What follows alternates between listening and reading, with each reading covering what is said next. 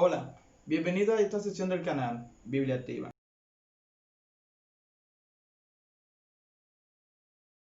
Es una sección dedicada para el estudio de la Biblia, las enseñanzas de curiosidades e ideas profundas sobre la misma. Para los que no me conocen, mi nombre es Jorge Martínez y detrás de cámara, mi bella esposa, Scarlett Francisca. Hoy vamos a hablar de algo muy interesante. Vamos a hablar de tres ideas o líneas religiosas con las cuales tuvieron que luchar los discípulos. Estas tres ideologías religiosas se mantienen aún vigentes, tal vez con otro nombre, con otros líderes, pero son la misma.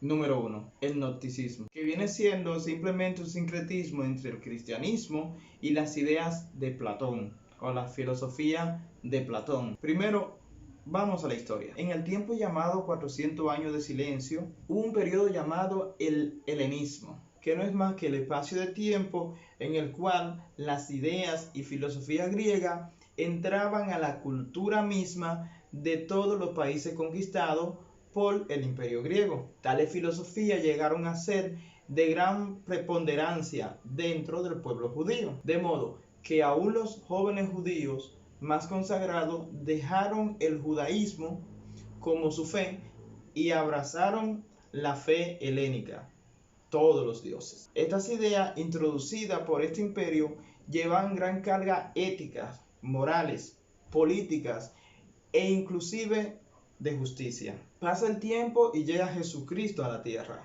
y aquellas personas que seguían aún la filosofía helénica, ellos se convirtieron al cristianismo y quisieron hacer un sincretismo entre las ideas de Platón y las ideas de Jesucristo, o la palabra de Dios.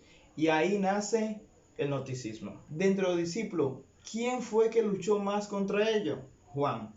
Por eso, al momento de leer el libro de Juan, debemos verlo con el ojo crítico de que Juan está hablando a un pueblo que tenía una fusión o un sincretismo entre las ideas de Platón y la palabra de Jesucristo, que lo veían como el mismo nivel de interés, lo veían al mismo nivel de importancia y de validez. Por eso encontramos versículos tales como estos.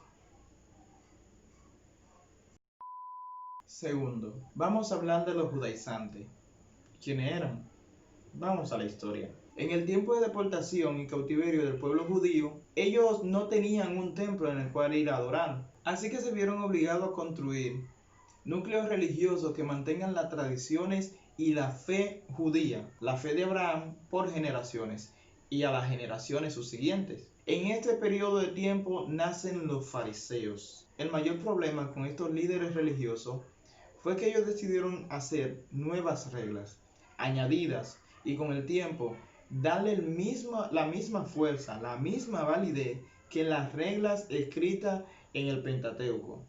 O sea, que sus nuevas reglas de lavarse la mano, la nueva regla de ofrenda y otras muchas más, las cuales ellos inculcaron, tenían la misma validez que los 10 mandamientos o cualquier otra ordenanza levítica que Moisés hubiese dicho en el monte. ¿Cuál fue el discípulo que más luchó con este tipo de ideas?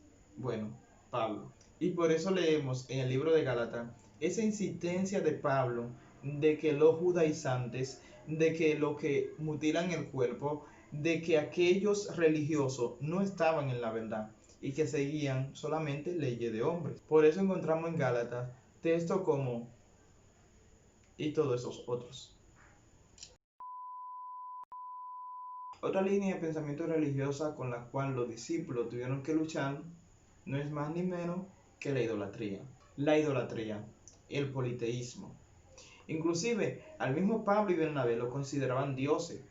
Lo consideraban como si fueran los dioses griegos, porque podían manifestar poder sobrehumano en cuanto a la enfermedad, en cuanto a milagros, en cuanto a hechos que nunca habían visto, pero que sí creían que los dioses griegos encarnados podían hacer. Vamos a la historia. Para esta persona existía el Olimpo, el hogar de los dioses, donde cada uno tenía una representación, una asignación a su cargo sobre la tierra, que eran servidos y al mismo tiempo servidores de los hombres, donde los dioses se encarnaban y podían representar la más grande lujurias y concupiscencia de los hombres aquí en la tierra.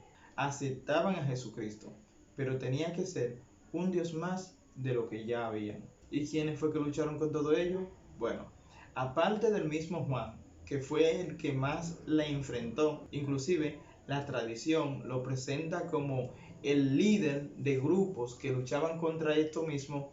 Todos los discípulos, todo, absolutamente todo, los viejos y los nuevos, debieron enfrentarlo. Y para eso les recomiendo que lean el libro de los Hechos, donde presenta esa creencia que por siglos habían mantenido y que hoy enfrentaban a Jesucristo, a su palabra y a sus mismos discípulos representantes en la tierra. La iglesia es la encargada de poder transmitir el mensaje de Dios, pero la iglesia lamentablemente termina siendo contaminada por las olas de modernidad u olas de ideas innovadoras que aparecen. La palabra de Dios es completa, no necesita que se le añada. El evangelio es perfecto desde su principio, no necesita ser vendido. Él se vende solo, Él convence solo, el Espíritu Santo se encarga de ello.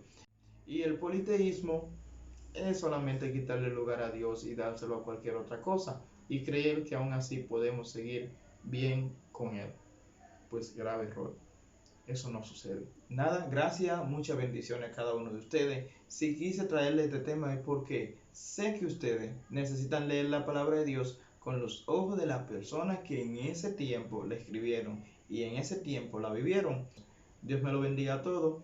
Gracias a cada uno de los que sigue dando el like, compartiendo. Y quiero saludar especialmente a la familia Navarro, que siempre está ahí con nosotros, y a Rogelio también, que allá a la distancia no ve, y a Ronelli, que también se mantiene en contacto con nosotros.